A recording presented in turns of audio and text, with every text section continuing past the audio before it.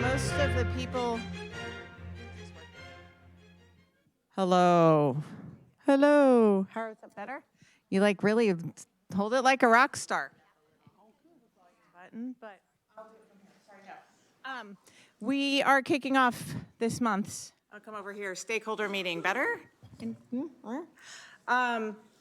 Lainey Milstein, Assistant City Manager. We have a special guest with us to start off the meeting. So we're going to go ahead and move to that so that he can go. We have Councilmember Eric Guerra that represents District 6 here with us today. And he wants to say a few words on a subject kind of near and dear to his heart about employment for the folks who live in and around our operations that we're talking about today and how to make it kind of more part of our community. So council member, if you'd like to come on up, thank you.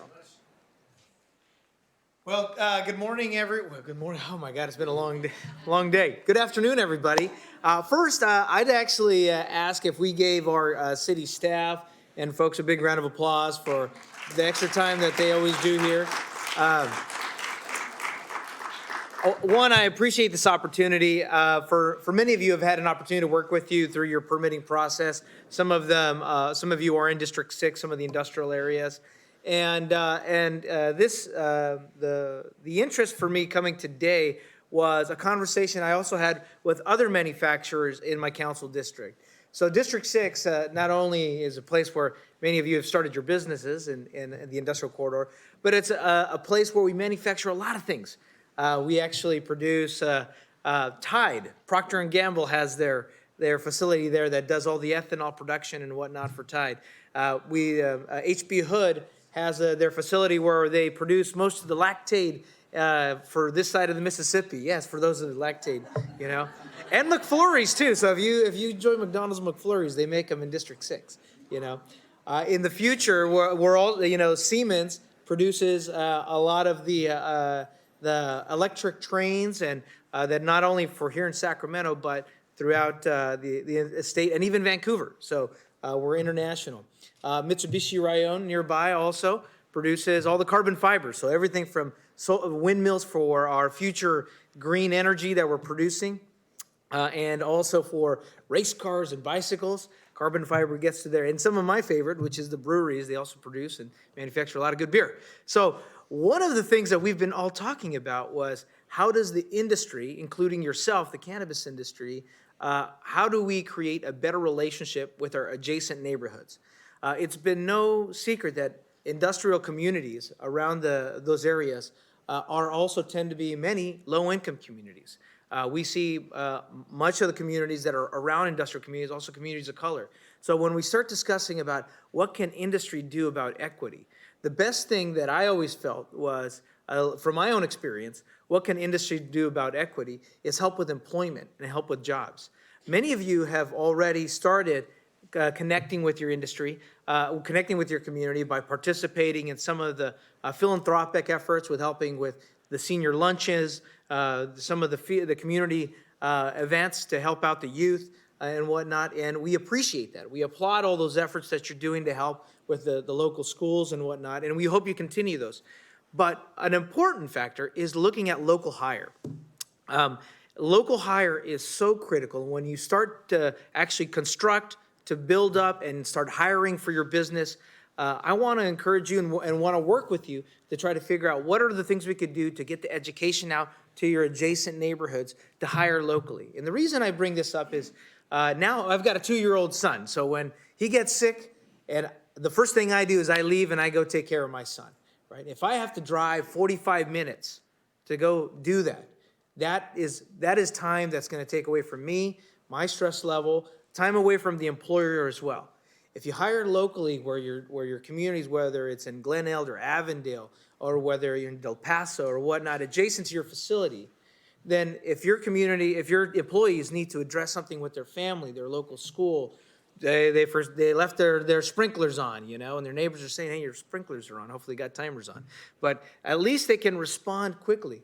Not only that, but when you have adjacent neighbors that are employed with your industry, now your community members are talking about your industry. And I think that's an important thing also.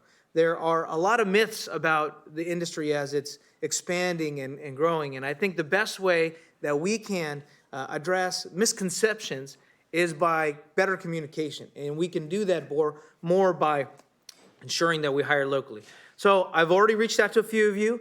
I want to try to coordinate better to do larger local hire events, job fairs, so that as you begin to hire up and get going, and some of you are already going, that we partner up and say, these are the opportunities that we have. Everything from down to your minimal skilled bud tenders, to those with Bachelor of Science degrees that are doing the lab testings, to those that have maybe basic clerical work, to those that are CPAs locally. So what I'd like to be able to do is work with you guys on that, more so than not. And if you want to reach my office, always call my office at 916-808-7006.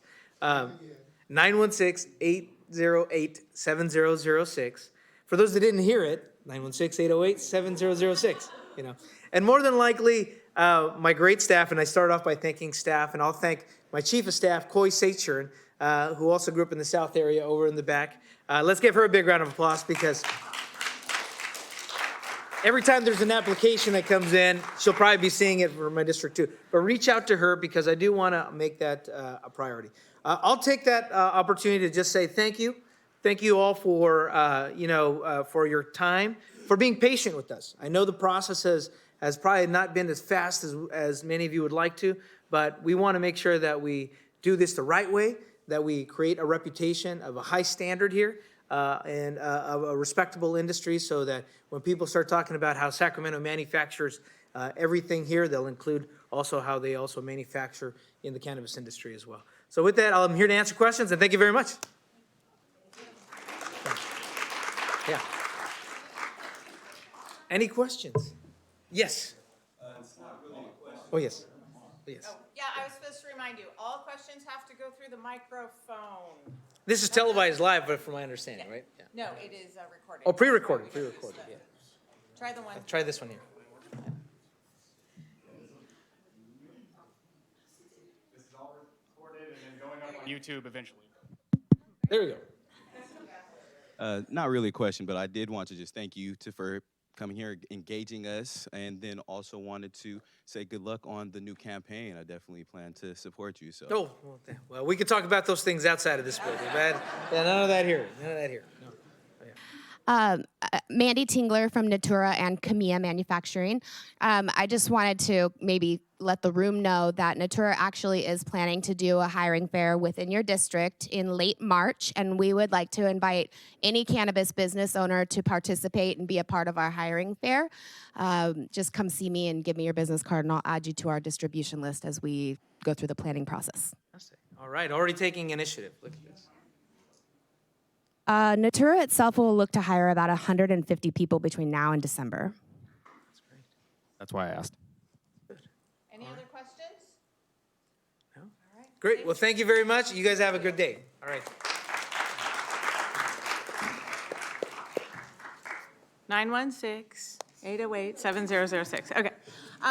So before we get started with the rest of our PowerPoint, I wanted to take an opportunity to thank all of you for the experience that I've had as the acting cannabis manager since the end of May.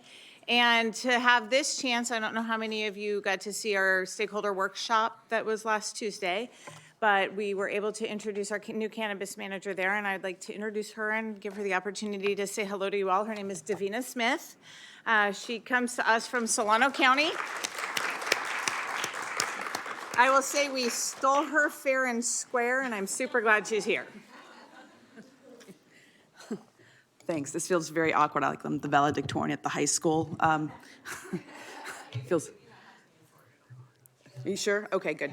Thank you for the welcome. I'm really excited to be here.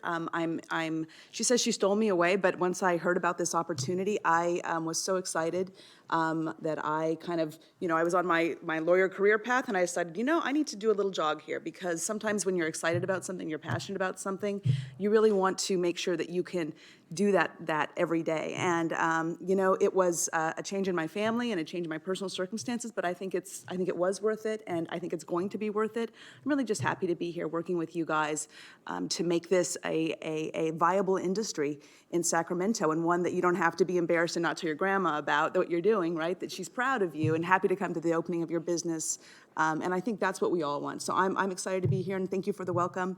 I tell you straight up, I'm gonna make mistakes. I'm gonna, fumble. I hope that we can have a respectful interactions, that I'm human and I make mistakes, you're human, you make mistakes. Let's try to go forward from that. So I'm someone who doesn't look in the past, I look forward. So thank you all for coming here, and yay to our new relationship. Thanks.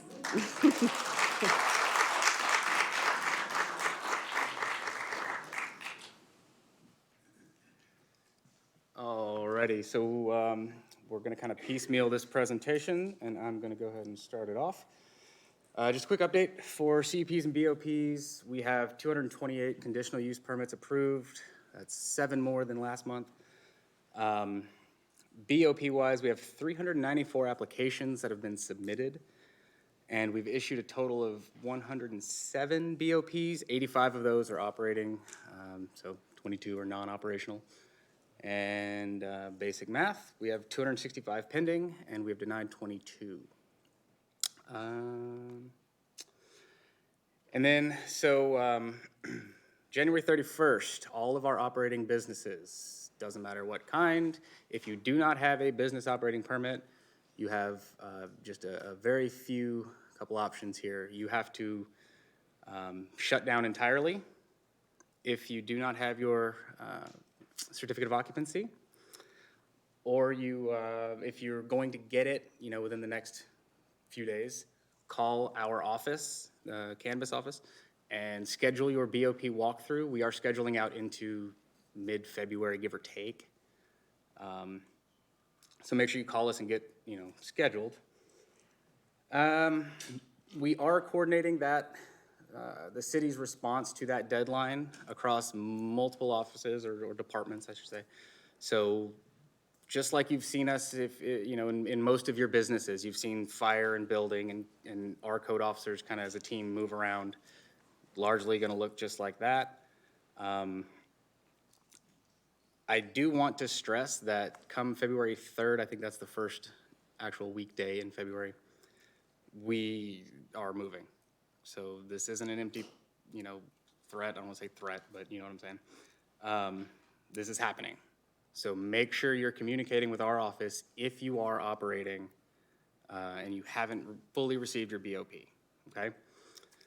And then if you plan to shut down before then and just become a normal applicant who's not operating and just moving through the process, you're waiting for your build out or whatever, please call 916-808-7957 there to schedule a quick inspection with our code team.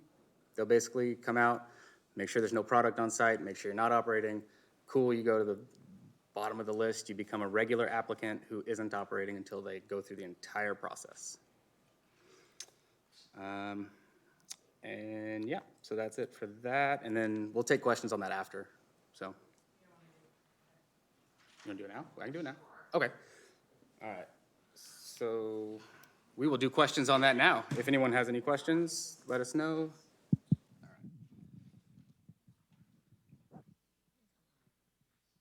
Oh, yeah, 58. There you go. Didn't even read that number. Hi, my name is Terry Apple. I am the owner of STC Alternative Healing. And when I applied for my BOP, I had a certificate of occupancy for my building. I received my BOP, and I've had that for several months now. And then the building department came to us and said, well, these walls weren't permitted. So since November, my landlord has been going back and forth with the department trying to get everything permitted. And he has gotten the runaround several times, unfortunately. And one person will say, you have to do this. He does it. He goes back. Oh, well, no, that wasn't quite right. You need to do this. So we've been going back and forth since November on this. Now we're at the deadline. at this point, my landlord is having to rip out ceilings and change things, and we are kind of at a loss of what to do because, I mean, like I said, we've started this back in November and have just gotten a delay after delay because one person will tell him to do this, he does it, and then it's, oh, well, you have to do this now. So, Sure. I mean, if they come in and they shut me down, that puts me out of a job. I will go bankrupt, and that will put me and my whole family on the welfare line. Sure. So what I would say, have you formally reached out to us to let us know? I don't know, because you may have spoken to someone else in the office, because if you haven't, then we can count this as letting us know.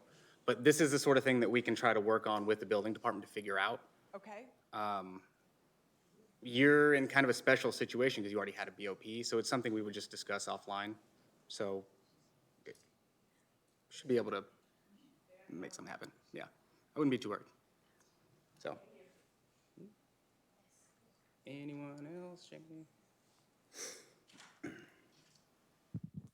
Hi, good afternoon. My name is Natalia Thurston. I'm an attorney and I represent one of the participants in the program. And I just wanted to stress that the department consider granting a 6-month extension for the program, primarily because the delays in obtaining the certificates of occupancy and the business permits have been due to the fact that it took the state until January of last year to adopt final rules under MAUCRSA, and therefore it's been very, very difficult for many operators, including Alternative Outlet, to secure architects, engineers, people that are qualified to work on these projects according to the specs under MAUCRSA. And so that has been the true cause of the delay, along with other problems, including lack of staffing with building departments, lack of a knowledge and understanding of the cannabis industry. There have been other jurisdictions that have set precedent to allow these programs to be extended for Prop 215 cultivators, including Oakland, Monterey, Humboldt, Mendocino County, leaders in the industry of helping Prop 215 cultivators come into compliance, including Governor Newsom, who passed a bill to allow for provisional licensing and recently passed a budget requesting streamlining of the permitting process. If you don't grant a 6-month modest extension of this program, many businesses will be disrupted. The city and the state are going to lose tax revenue. This will only bolster the black market or the illicit market that already grabs 74 cents of every dollar in the cannabis industry. So your action in terminating this program prematurely without giving operators a chance to come into full compliance, even though they've completed every other step along the way, will only further bolster the illicit market. It's also going to cause problems with Metric. Those that are already reporting on Metric, it could potentially cause problems under a state provisional license for ceasing operations. There are many problems that will result from premature termination, and a simple solution would be to grant a 6-month extension and allow these businesses to survive who have already gone through so many hurdles, have paid taxes, have acted as good citizens, have acted as good business people. They should be allowed to complete this last stage without threats of enforcement. The city really should be focusing its enforcement efforts on the bad actors in the illicit market and not on the good people in this room that are doing their best to comply with a complex set of regulations. So I respectfully request a 6-month extension of the program for all participants. All right.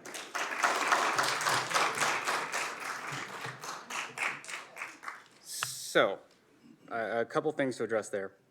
The build out, the tenant improvements generally is the, you know, the big obstacle that these businesses are trying to clear. That is in no way tied to business permits or state licenses.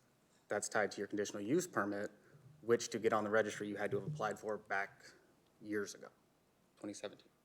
So just to be totally clear, there's nothing on a licensing and permitting side from a business perspective that has delayed any of that. All of the delays have frankly come from tenant improvements and the building permit process as it pertains to the business itself. There will be no extensions. This is something that we've discussed internally quite a bit. Ultimately, that decision was made to be fair to everyone. And if it's, you know, if you need to discuss it further offline, that's fine. If there's any questions specifically that you'd like me to address, I'm more than happy to do it here. But it's been, you know, a few years now, and at some point we have to make people get their buildings into compliance, because right now we have employees who are operating in potentially unsafe buildings. So if not 6 months from now, then 6 months after that. When's going to be the appropriate time? And I think we've reached that, and I think we've noticed everyone with enough time. I think everyone's been given enough time. That's where we are. Anyone else?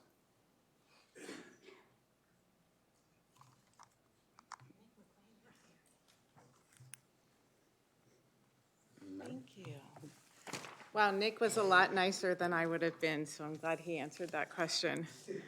And I will tell you an aside, we asked in July of 2018, please apply for your building permits, and that's all people did. They applied. They didn't pick them up from the counter. They didn't get them. They didn't turn in plans. They didn't initiate construction. They applied for a permit. Shame on us. Fool us once, right? So we said in July of 2019, get your building permit. So, I'm end of my speech. Let's talk about the workshop that we had last Tuesday afternoon. These were the 4 questions that we asked council. And actually, I think it was a really good workshop. We could have gone in a million places, and your comments that were provided to council were fantastic. Your feedback was great, and council was really on point. I don't know if anyone was paying attention to me. I was over there working a little score sheet to try and keep track of who was saying what, and there were really some common themes, and those common themes are in the red on the slide. And it's sort of the answer to each question. Council has determined for now that they are going to do 10 permits phased in over 2 years, what the mayor called 5 and 5, right? I'm like, what does that mean? And then they told me. And that the eligibility for those new permits would be, yes. Oh, sorry, I didn't move it. Let me do that. Oh, I'm looking at it on my page. Sorry, thank you. The eligibility for those new permits is to core participants, core exclusive, right? So not general public. And that the term, and it's not on here, but the theme on my spreadsheet was 10 years, that those remain core for a minimum of 10 years, and that a core participant owner must own at least 51% of the business in order to apply. We are still working out and working through questions around ensuring that a core participant is the beneficiary of the upside of the business, so that you don't have on paper, it says I'm 51%, but there's a profit sharing that says really, no, it's 90-10, right? That the core participant have at least probably 51% of the upside of the business after any investments are repaid at a reasonable rate. Don't know any details yet. So can't answer really any other questions because we're working on the code right now. If you're gonna ask a question, it needs to be on the microphone, but let's go through these and we'll do it after, yeah. So we also recommended to council, and they received that recommendation and told us, yes, go forward, that a person who receives one of these permits has 3 years to bring the business up live. And that was looking at the experience of recent dispensary owners who had relocated. What did it take them to get through the CUP process, through the building tenant improvement process, and to bring their building up and running? So it's 3 years. And then on location, we had asked council for direction on whether or not to move forward with the addition of shopping center zones for use on dispensaries. And council said, yes, move forward with that. My understanding, it's going to come to the next law and legislation committee. And then they still have a preference that cannabis items be considered together, so we'll probably wait on that until we have some of the other ordinances associated with the additional permits ready to move forward, and then we'll bring those back together as a package. They also agreed with the direction and will be bringing forward in the Del Paso Boulevard SPD. On the boulevard itself, already does not allow cultivation. It will not allow anything other than storefront dispensaries. So that change will be made. And then agreed with a recommendation to extend CUPs for locations where there had previously been a storefront dispensary. So there are a few in District 6, a couple in District 2 that will be vacated. And so if someone were to receive a permit, they would have the opportunity, if that CUP had expired, we are going to try and find a way to bring that back to life without going through a renewed CUP process, since it already went through a very lengthy land use process already. So I'm going to move on to you want to do questions on these? We can do questions on these, yeah. Tiffany had right here. Can we go back to the other slide, if we may? I had a question at the council. I mean, there was discussion. Oh, we went too far.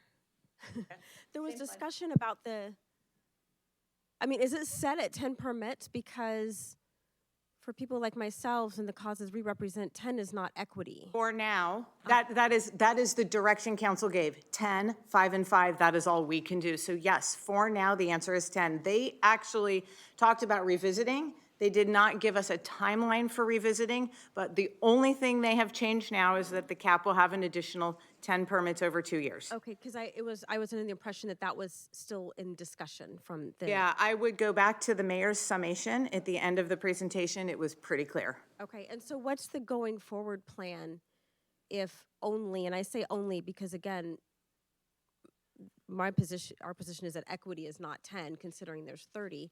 What's the going phased in over a 2-year period? I mean, what's the going forward strategy to get to equity?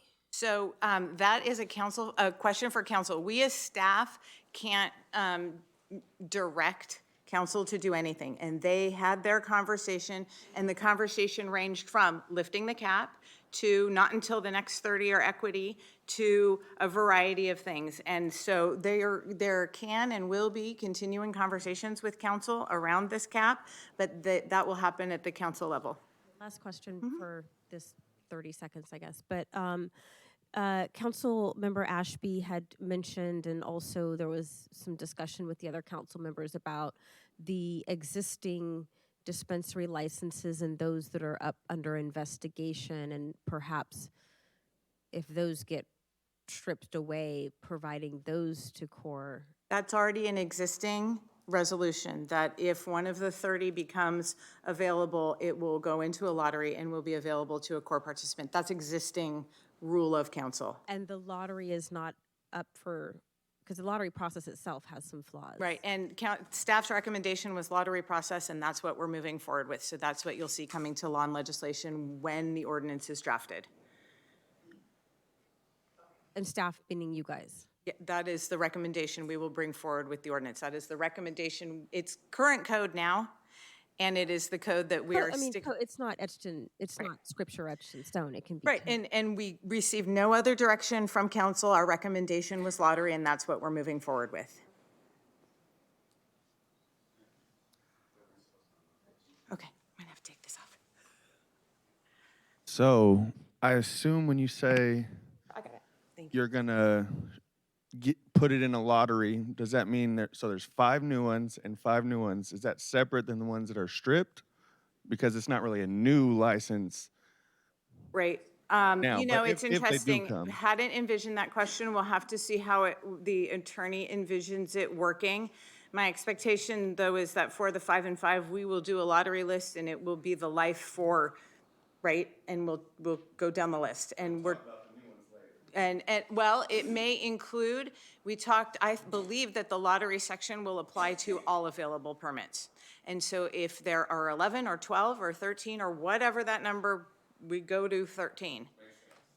And I know the council has mentioned a bunch of times, and also Law and Ledge Committee, that they want these initial core storefront dispensaries to be a high luxury experience. Are you guys gonna have like a qualified lottery, public lottery? What's the criteria to get into that lottery, if any? Are you guys? You know, it's interesting. That was not a direction from council. It is a question that we have been asked by council members, and so my expectation is that there may be further direction, but I can't answer that right now. Is,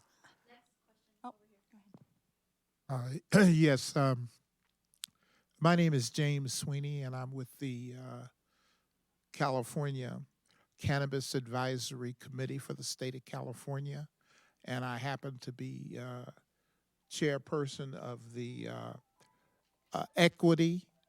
And I just want to say that first I want to thank you all for the job that you all are doing, but I also want you to know that when you read in the newspaper you have 30 dispensaries and none of them are black owned, that causes quite a problem for people of color. And so I just want to say, as you look at the various mechanisms and also try to comport with the law, that you bear in mind that the folks who have suffered the most, and I'm sure you've heard this over and over, are those in the area codes, the zip codes, and so forth, where you know, it's like saying, well, here's our McDonald's. You can work in the McDonald's, but you can't own the McDonald's. And I just want you to be mindful that we see ourselves in partnership with cities and counties that are moving forward to ensure that the equity process is inclusive of ownership opportunities for people of color. So I just wanted to possibly be redundant, but at the same time let you know that we feel that we are working with you as these thorny questions are hammered out. And we very much appreciate your partnership. Thank you. There's a couple over here, and she's got, yeah. okay. Mindy Galloway, CEO of Camilla and core graduate. So I just wanted to, again, address possible criteria and things that can be added to the lottery process. So creating a pathway for the legacy businesses to create a community. So having some conditions to that license or to the lottery process, being that they support other equity businesses. In a lottery, it's really hard to kind of know who's going to be able to get those applications. And we want to create a very successful and sustainable business community in Sacramento for equity participants. You know, it's really, it's a big world outside of Sacramento too, and as far as the cannabis industry. And so anything that we can do locally to be able to help us thrive will help us thrive in the long run and help us be successful. I appreciate your comments. It's interesting. One of the things we wrestle with as we talk about criteria for these applications is that no other dispensary has a criteria or type of business. It's who comes and who has an opportunity and who gets to it and who moves to it. So we don't want to put a burden on someone, but we also understand the need. So it's going to be that push and pull between those two things. Who's? Good afternoon. My name is Giorgio with Berkshire. I'm a broker with Berkshire Hathaway. I was curious could you guys have mentioned extending CUPs for core members, CUPs that for dispensaries that were previously occupied? Is there any place in the city where we can get a list of those by chance? Is it public record when it comes to that? Because it's on the They're website. on our website. Okay, of all And I previously think, occupied. does their expiration date on the website as well? There's a list on the website Previously of occupied storefront. CUPs. It basically lists all the CUPs we have. And then there's a website called Development Tracker where you can search for a specific property and find any building permits or planning, so conditional use permits. And that'll actually tell you the specific. You can pull up the record of decision. That's all public. You can pull it up from the website. And it'll tell you exactly what the CUP is for, how long it lasts, because generally they're 3 years. Sometimes there's 1 year. It just depends. That's currently occupied, correct? Well, it would. There are several that are not occupied right now. 2 in District 6 for sure. Okay, it just doesn't mention it. You got to kind of filter in and see Yeah. if it's still occupied. Okay.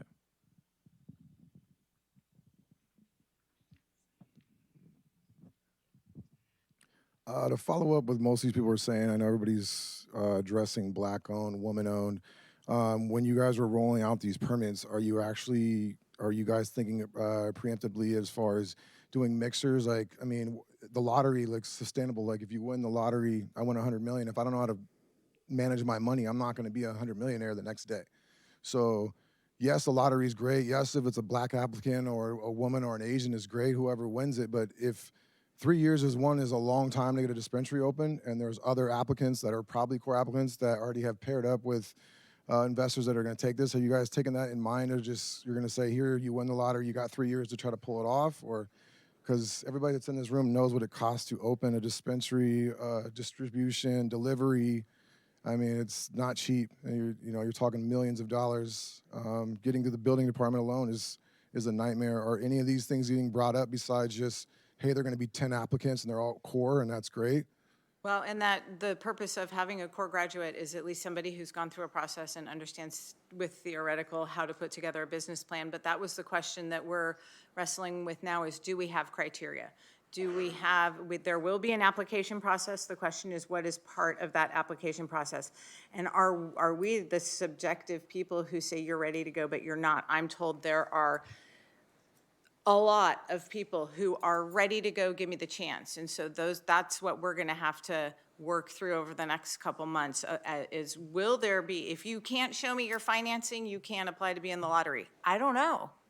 Is that fair? No, you said you don't want to burden these people, and that's a Well, good thing to say. but everybody feels like what happened, I think, in the last process, and to your point, when we did our medical, it was who's operating now. So it didn't matter.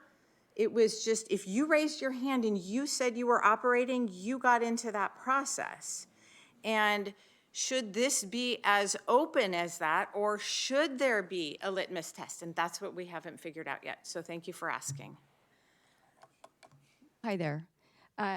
So back on that 3-year time frame, you indicated a business would have 3 years to become operational or to go live.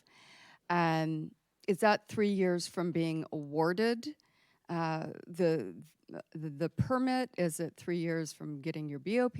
What is that? It's 3 years to open your business. So the minute you say you have access to this permit, you don't get the permit until you go through a CUP process, Right. to apply for an operating permit, to get your certificate of occupancy, all those things. But it's 3 years from being the first 5 names on the list and the word go from the city of Sacramento.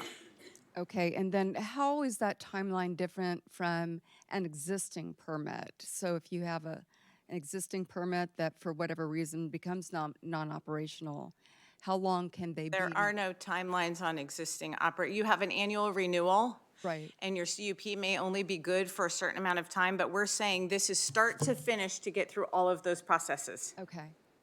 Okay, thank you. Mm-hmm.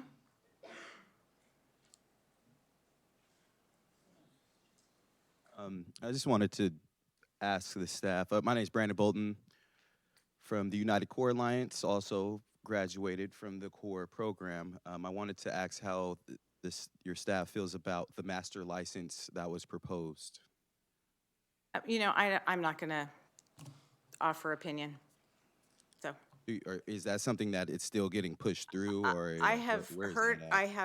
heard of it. I have seen some bullets about it. The notion is that there be a license that serves as an incubator to other core participants. And the questions we have first up, is this one of the 10? Is this in addition to the 10? Who can have access to it? What do you have? I mean, there's a lot of work. We got to 5 and 5. That's about all where we're at now. It's been a week. Okay, because So- one thing is, would they just be handed off to like the Urban League or No. the Asian Chamber, and We, then it's like we don't here, have you entities that have hold these- licenses. Okay. And if there is ever a license like that, it would not go to an entity of that nature. And they wouldn't be able to facilitate who gets that license. Pretty much, you like, or to determine who gets that. Because I just They would worried not about them be. getting a license. And That, saying, that "This would is not be my license." intent. They don't exist yet, so I don't know. Okay, I was Okay, just. your concern is duly noted. Hi, my name's Kimberly Cargile, and I'm the executive director or CEO now of a therapeutic alternative dispensary in Sacramento. And I was at the meeting last week, and one thing that came up that I wanted all of the core applicants to be aware of is I think that by adding the 10-year mandatory ownership hold, people are thinking that will be good for the core applicants, but I don't think it will. Because we expect to see federal legalization within 3 to 5 years, they might get left behind and get stuck when they have a great opportunity to sell their company. And so I want you guys to be aware of that when you're working on the licensing. I don't want you guys to hold yourself back from a great opportunity. So, Right, or and advocate for something that's going to hurt you in the long run. There's two sides to both, and some would say they would have an opportunity to sell to another core participant. And it doesn't have to be an individual. It could be 51% must be core. It could be 10 people who are making up that 51%. So there's lots of different ways. I mean, we're gonna, as I think Davina said, we're gonna make mistakes no matter how we do this. And we're gonna come back and make changes no matter how we do this. That's been the nature of this program. It just necessitates that. And we don't know what we don't know until we know it. So appreciate, yeah. Any other questions on these? Yeah, sorry. Minnie Galloway again. I just want to second and say that I agree with Kimberly Cargile in maybe reducing the amount of time. There is a lot of strategic moves on, the federal, the national, and the global level when it comes to cannabis. And if we are going to be leaders in this industry, we have to be able to strategize for all different levels and where we can take our businesses. And then I know that we have addressed a lot about just keeping communication open. And so just knowing that, us core people, we do, try to get together and brainstorm and network, because you are only as good as your support that you have around you and being successful as a business. And so if you ever need any opinions on consensus or, what we think about a situation or how it's going to affect us in our business, please don't hesitate to reach out to us too. Appreciate, thank you. Oh, one more.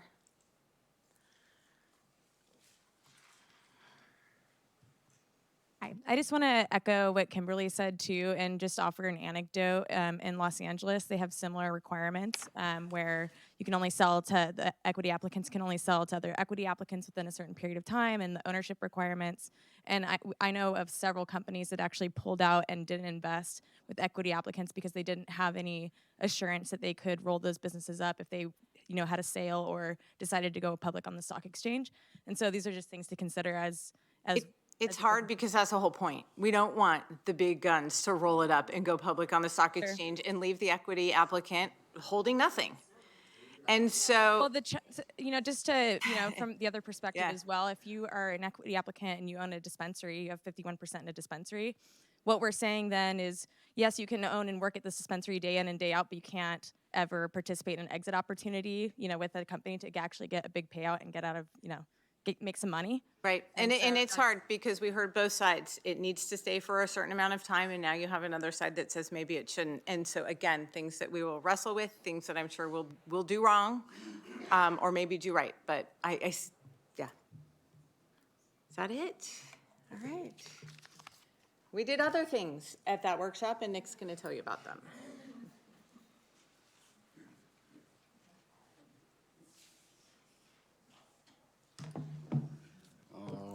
Alrighty, so, oh, there we go.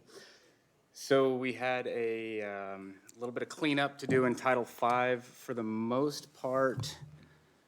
Some administrative stuff just to get us, kind of in compliance, I guess, with state code or state law that changed.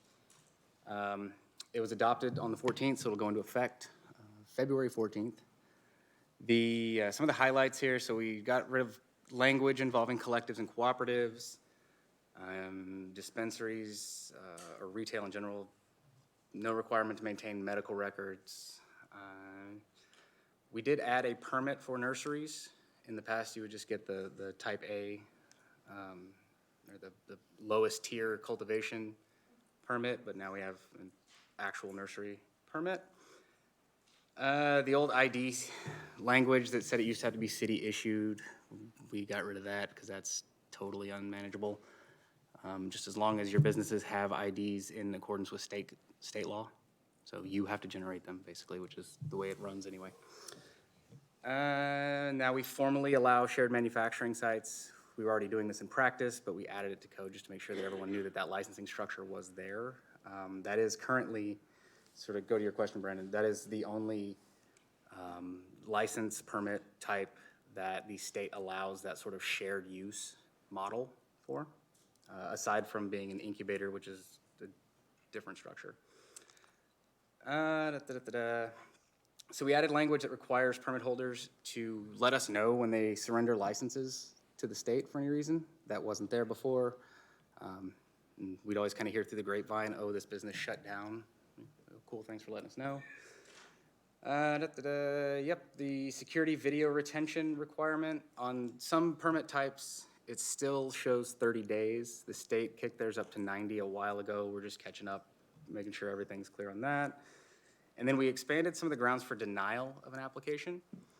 The easy one, which we already had as an administrative process, was an application that was, or an applicant who wasn't responsive, or the application was incomplete for 180 days after submission or from last contact. And then we added some language to allow for denials if you violate other sections of Title V, so Cannabis Code, and then certain parts of building and fire and some other state code type stuff in there. I have both clean and red line versions of that if you're interested in seeing some of that language. For the most part, it shouldn't really change what anyone's doing. The biggest one probably for you guys would be the nursery permit. Other than that, that is it. And, oh. We'll do.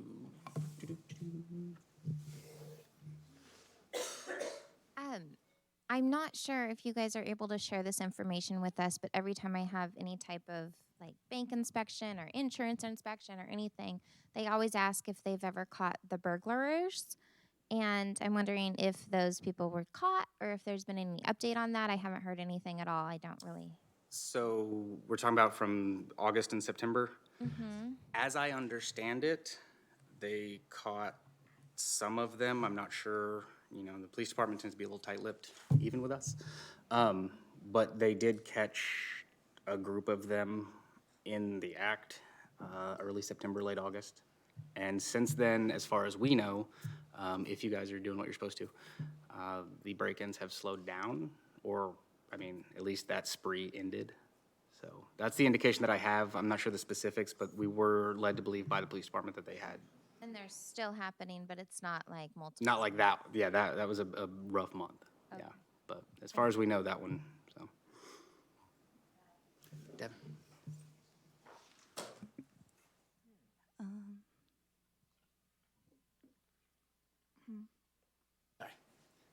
There's a question. I wasn't sure if it was connected to the Title V cleanup, but I just wanted to bring back up the possible chance of increasing the small manufacturers' revenue. And if that was still moving forward, and if there was anything that we could do to help. Go ahead, Laney. Yeah, Laney.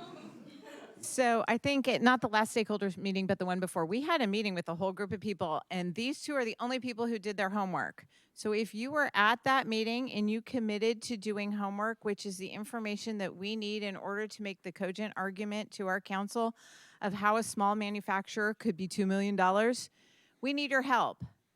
And if anybody else wants to provide any anecdote they have about why it has to be, they hear the number 2 million, but they don't understand you got to buy product, you got to buy packaging, you have to buy labels, which are now ×4. You have to have employees, you have to have insurance, you have to have security, you have to have all of these things. But you all are your best advocate, so I'm begging for help. So if you have anything, please send it. And yes, yes. I was going to say, I was directed to you, but I'm just going to say it because it's on the microphone. But those people that were at that specific meeting may or may not still be looking to get their businesses. So if there's anything that you need from us in terms of any missing holes in the information that you're requiring, let us know, and then we can get that for you. We can look at our records and be able to provide that. These two did their homework. Right. Yeah, good, helpful homework. Okay. Hi. I just had a question about the earlier presentation, just the clarification on the Del Paso Boulevard. Was that you can or cannot have a dispensary? So Del Paso Boulevard right now, they have a ban on cultivation for sure. On the boulevards themselves within the SPD. Yes. So on the boulevard itself, within the SPD, you cannot do cultivation. Yeah, go ahead, Lainey. Currently on the boulevard within the SPD, you can do everything but cultivate. Now, or once we make the change, on the boulevard within the SPD, the only thing you will be able to do is a dispensary. Hoping to generate foot traffic. So. On your cleanup to Chapter 5 for denying for sections of building and fire code. So what does that leave you for some of these people that got shut down cultivation for fire codes, building code, dangerous housing, wherever that is? So what is, you get denied for that, and then what is that, the 12 months? If you get denied, yes. And then what happens? Actually, the denial language, I don't believe denials are a specific use. It would be kind of a roundabout way. So the 12-month thing wouldn't necessarily apply. It depends on the situation and the language that would apply. I know that's kind of a non-answer. But yeah, and again. What was that? It depends on the violation, sorry. So just because it's in the code doesn't mean that it's necessarily gonna rise to that threshold.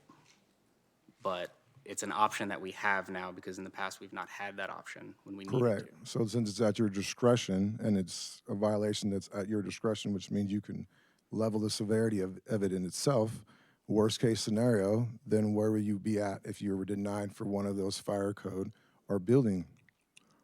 Would you be held up to a revocation of 12 months before reapply? Would you have to write a letter with your next application? Would you have to show that you spent $2 million and finished your build out? And where does that leave? That's kind of vague. So the language specifically, I believe, did we change it? It's just revocation. But again, we can talk about it for sure. I can actually read the code here in a minute to specifically look at it for denials because it's a weird situation, technically operating. We didn't revoke a permit for someone, we denied one despite them being operating. It's a kind of a weird loophole. But it case by case basis. I hate to say that because that's not the best answer, but there is no blanket answer for this because a cultivator is going to look different from a distributor, from a manufacturer.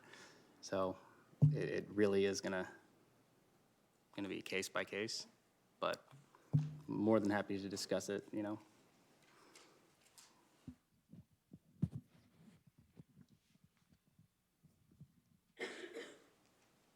That's it. Alrighty. Uh-oh. All right. Welcome to Vina.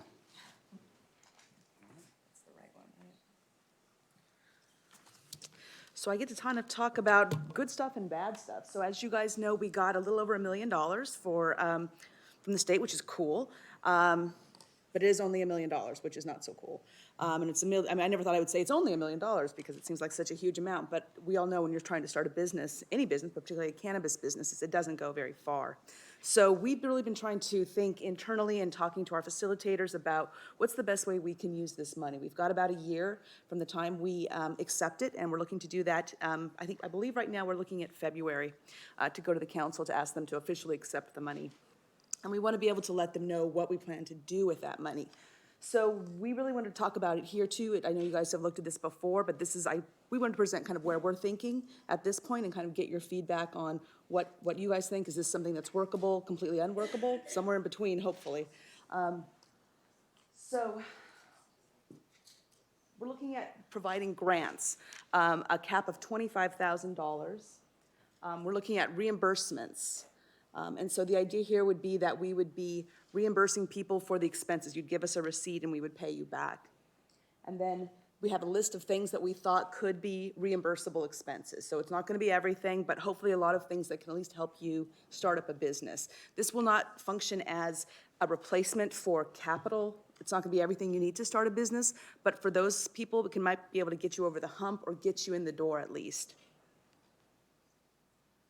So for our proposed criteria, and again, these are all proposed, nothing's final. We're looking at, you have to be either, you have to be a core graduate from either of our facilitators. We want people to be at least over half of the business owners. You have to do your BOP application, and you have to provide us with the documentation that, you've got these requests for this business and what it actually is. And the funding, we're really looking at a per permit basis, not per individual. It would be great if 4 or 5 people could come together, but we just think it's probably better to try to get it out to as many people as possible. We talked about documentation. We will need that. And then we had kind of a lot of conversations about sort of retroactive reimbursements, particularly for permitting costs. And one of the issues we came up with is if you applied and paid a year ago, should you be able to come in and do your receipt and get reimbursement? We think that might be a little bit too far back. So we're looking at really, if you get the money and you want to do it for that, if it's a really kind of recent point in time. We haven't really decided what that point in time is, but that's what we're looking towards, something very close in time. And then, of course, qualifying expenses. That's, I think, what people are mostly concerned about. Do you have something that would fit in here? So when we talked, this is kind of the list that we came together with the facilitators and with you all last time. So, of course, building permit fees, which we all know are not insubstantial. The state application fees, those would be reimbursable. Other permits that you might need, rent subsidies. I mean, in some areas, we all know that can be a huge assistance. Is everybody good with the picture? Should I? Okay. Of course, security deposits, security system, and then whatever you need for your business, a point of sale system, cultivation equipment. Those sorts of things are things that we would be reimbursing you for. Power upgrade through SMUD. That's again not cheap, and I think I never thought about what that would cost, but it is not cheap. And then other things related to your business, whether it's employment training, do you need to know about, HR stuff, not to harass your employees, whatever it may be, right? Those are things that might be able to be, those are things that might be able to be reimbursable. So that's really what we're looking at. So I don't want to steal your thunder. Should we go see if there's any questions? Are there any questions about that? Any thoughts of things we can add to that list?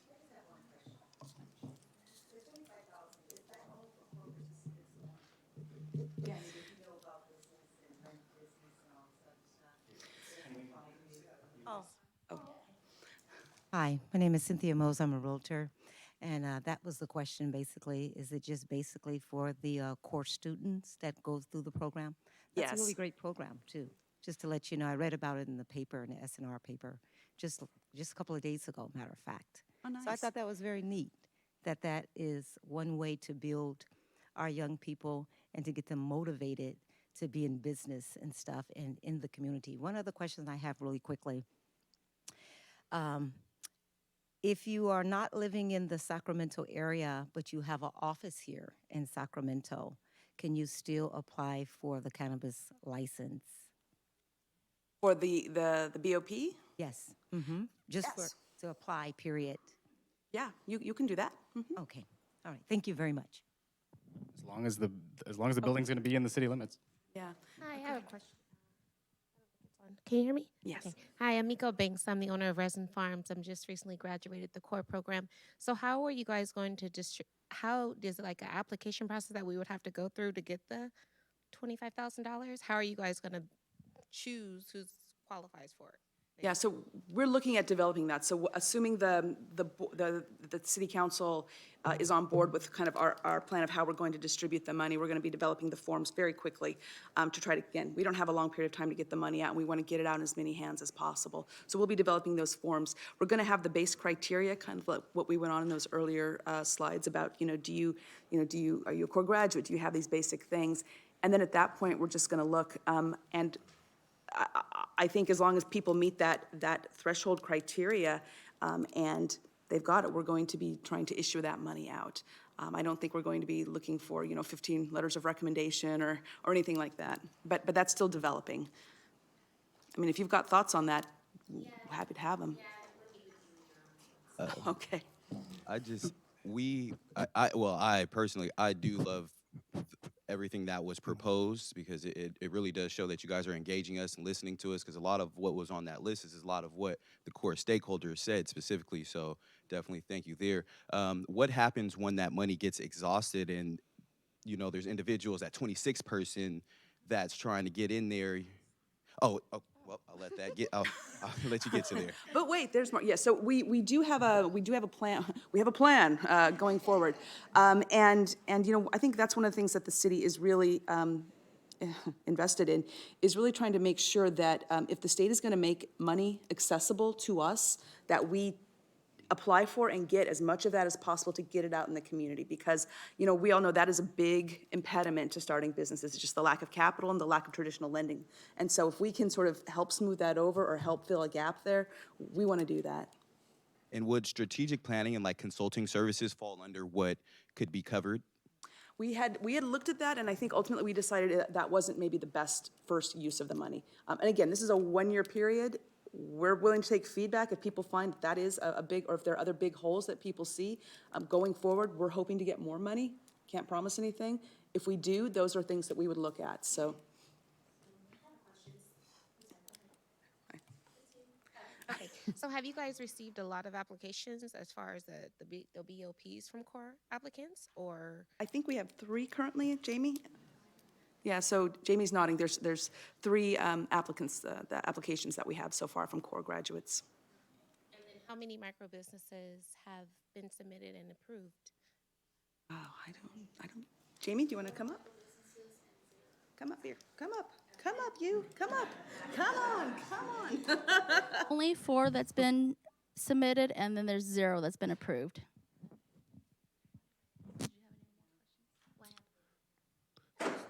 So I'm in the next classes in the core program, and will there still be access to this program, or is it mostly for the ones that are already done?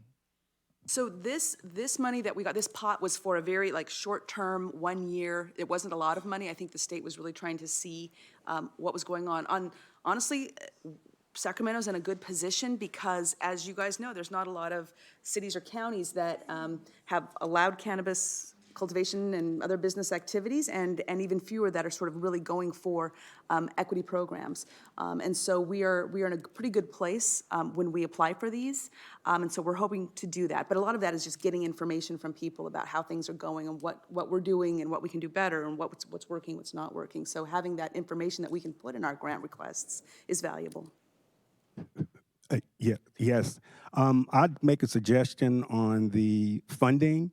If you could create all of those items as a budget item, and then that allows the applicants to go through and say, I know how I'm going to spend the $25,000 because I have a budget for that. And then I now present. Most grants require that anyway, is to provide a budget, So I think that'd be the easiest way. They don't have to guess, what's covered and what's not covered and receipts and all of that. You submit a budget, and I'm assuming if you follow up on a grant, you're going to find out, okay, you said you're going to spend it on this. Tell us through. I would say that could be through an audit process. So then you ain't got to worry about the applicant. Ain't got to worry about keeping. Well, you'll keep receipts, but I got to submit a receipt and then get money. I don't think that a grant would work that way. So I would suggest that. Secondly, I have been attending the state meetings. Chairman Sweeney here knows me very well, and we worked on the state equity program, and we were able to give a lot of input to that. At the last meeting, it was announced that in the budget, coming up budget, there's $45 million. $45 million. Do I need to say it again? $45 million that is with the social equity, that's the state control part, the social equity distribution. So I'm quite sure the state, the city, will get that information and in short order will be able to get more funding for like we say we want, because that's all earmarked for equity. Thank you for those comments. I appreciate that. I've been collecting affidavits from members of the Sacramento community and beyond to try to come up with the experience, or try to get them to tell their experiences and what they still need to be successful. I have about 30 of those, more than willing to share. Have actually been trying to share those, and so I think that would be very helpful with that. And I really, Lainey knows, I really want a sustainable revolving loan program just like Oakland has. I feel like that will be very, very helpful moving forward for stakeholders like myself to continually, have 1% interest on it. We could pay back into it, and it's revolving, sustainable, and it really helps me grow my business and others start their business. So. I hear. Thank you. No, and I think having that information from that you've gathered from the applicants would be great. So we had a really wonderful opportunity. It was open for public comment to actually go through the GoBiz grant solicitation, which is really excellent. And I believe I'm thinking that's what the gentleman behind me was referring to. But it really, I guess my question is, and it's not, we don't have to answer it now, but to be thinking about how is the city of Sacramento going to take advantage, because a lot of the gaps that need to be filled within our local cannabis equity economy can be successfully addressed through this grant. But it does place, requirements and restrictions on the city. A lot of, some of that is like incubators. You get to, it's a point system. So if you have an incubators in place, some of that startup funding is also part of the point system. And so although we don't have to address it now, you're right, a couple $1 million isn't a lot of money when you're talking about cannabis, right? Like some of these larger businesses that are not equity owned, $1 million in a week is like nothing. And so are we thinking forward about how to fill in some of the gaps with, by applying for some of this grant money and addressing this? Yeah, I know everyone's still, poor Lainey wants her thunder. Ta-da! Yeah, so,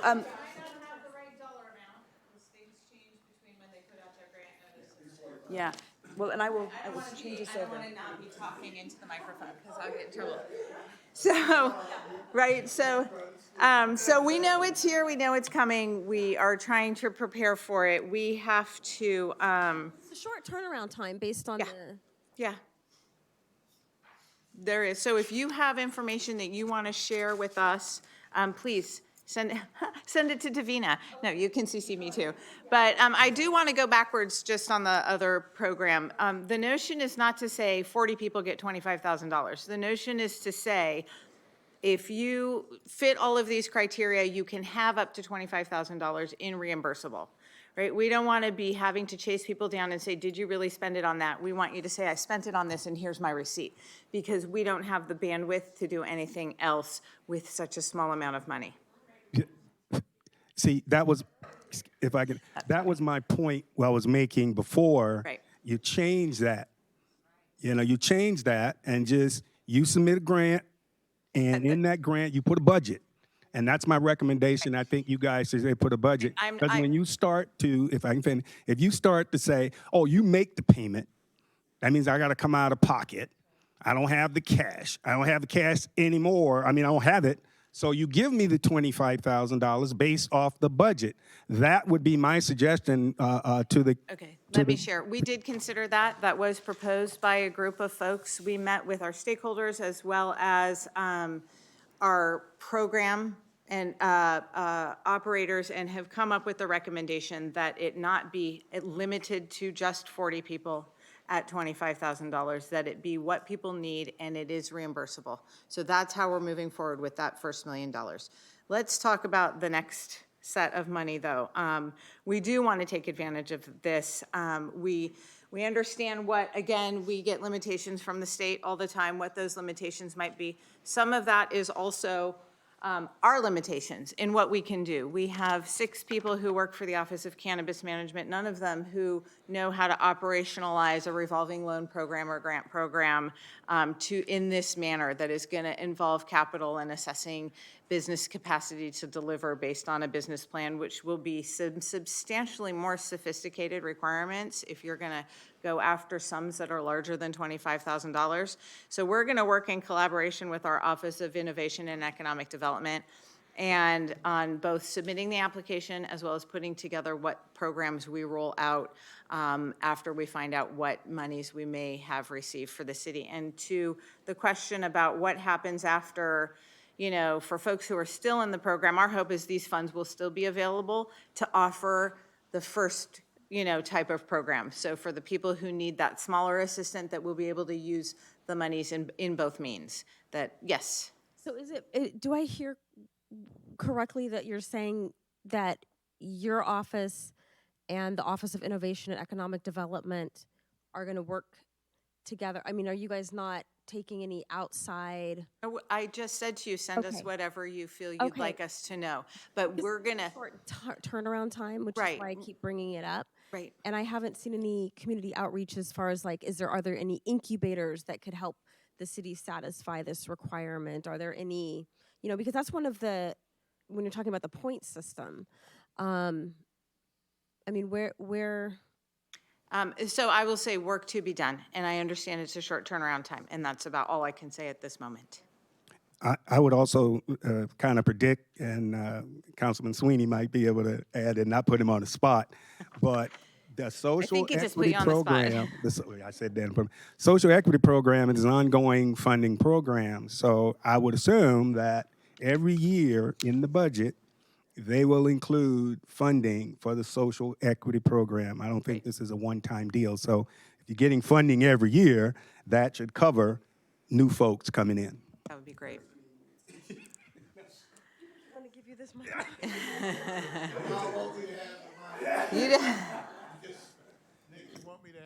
You don't have to feel compelled to answer either. That is your choice.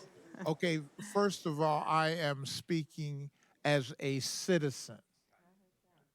Okay, it is my impression that this funding will be multi-year funding. I think both the, having met in the governor's office and having talked with some of the authors of this stuff, that it will be perpetuated. That is my unofficial impression. I am not speaking as a member of the California Cannabis Advisory Committee Board. Amen. I think that's it. I think that's it. How'd we do? We have time. Any other questions? I might regret asking. Oh, just teasing. Yeah, you're right, Davina. This is a little weird. You end up leaning forward on it. So hopefully you won't regret asking. I have a question on the moratorium. I know we discussed at our last stakeholders meeting that there wasn't a current plan in terms of the transfer of ownership moratorium that expires in March. Is there any change in that? Is there any thinking or direction from council with respect to relieving that moratorium or going forward, what that might look like? What we shared with council around ownership is that the council took two actions in November. They took the temporary moratorium, which expires March 11th, and our recommendation was to leave that in place, as well as adding the new requirement, one person, one business for a dispensary, and they have left that in place. So our expectation is that the moratorium will expire on March 11th. We also told them there may be things we will discover as we continue. Again, I think it's like the third time we said it, and when those things come, they will be addressed if we need to, and we'll make changes in the ordinance. But I feel like what we've done already, those two steps have addressed the issue around consolidation that they had expressed concern with. Quick question. Don't mean to be redundant also, but do we have a date for the lottery or any idea of when we're trying to do it by, or when you're going to decide when you're going to decide by? So believe it or not, and Nick had those ordinances, drafting an ordinance takes a while. So we have to go through the process of it. It goes through a committee review. It will be heard by our Law and Legislation Committee first, and then it will go to council. Expectation is March-ish. Again, we have to see, because the request has been that cannabis items come together and they can't be on an agenda that's already heavily burdened with other really meaty stuff. So we have to kind of go through that balancing with the whole rest of the council agenda. So we will certainly keep you all apprised of where we're at and where we're going to go and when we're going to go. But that's the goal in the next couple months, is to get that solidified. Yeah, but it has to be on the microphone. Let me be very candid. We have not had joint meetings between the state and the cities. And I propose that that be put on the agenda. In fact, there were very few interactions with the previous person, even after outreach. And so I would simply suggest this because it would give us the ability to streamline in a way that individual vendors don't have to be hit so many times at both the local level and the state level. So the proposal is that we should, the state regulators and local regulators should, if we only could, and that is, I think we've not been successful in the past at that, because the state's got their set of requirements, and then we have our local rules that local control is a, not just here, but in every city. And I certainly appreciate if you have people that you would think could help us facilitate that. I would appreciate anything that you could provide. Well, there are some people in this room who can help facilitate that. Great. We have had at state meetings, we've had people come in, let's say from Los Angeles. We did previously have Joe come in from here. Okay. So there are things like this that can be put on the agenda if there is a willingness to go over these complex issues and attempt to make them more effective and Absolutely. It's hard for us when we're sending people in 15 different directions, so very much appreciated. Yeah. Well, for the core applicants who have graduated, I know this whole session and the focus is on the storefronts, but I'm here to let you know through our firm, we're focusing in on the delivery, setting up a delivery operation. And here's how I think We know there's only going to be 10, but here's how you could really start as a core person your delivery operation. Our firm did an analysis. It costs about $100,000 to open up a delivery, non-storefront. So if you, and the beauty of opening up a delivery, you can deliver anywhere in the state. So if you can deliver anywhere in the state, you can get multiple licenses to deliver anywhere in the state. A recent survey came out that 67% of cannabis consumers want their product delivered to their home. That's a golden opportunity. I remember one of the Congress and council members up there, I guess he has a client that told him on the storefront side is the delivery business is kind of eating at them.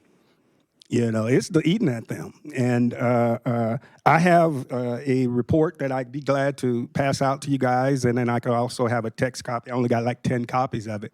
But I will stress to every core app, graduate to look into the delivery. It is, like I say, not a lot of startup costs. You can get it in, get that $25,000, and you're up and running and having that opportunity to have multiple locations, McDonald's style.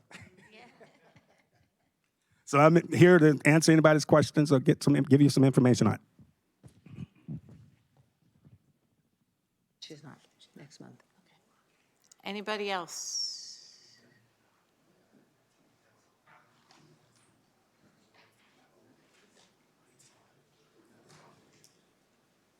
Quick question on the core applicants on the money and the 25,000, like going forward the following year, is there going to be like where you have to, because once you get started, you'll be making money the following year. So you still going to be able to get funds just because you're a core applicant, or is that going to be based off income at that point? So it would be per application. So for example, if you had a cultivation application and you had $25,000, we're not going to look at the fact if you decide to do delivery that you got something for cultivation that would stand on its own.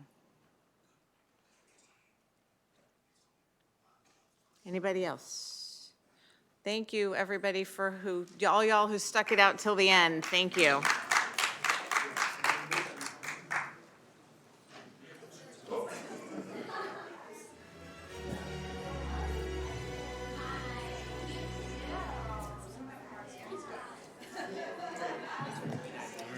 Hold on.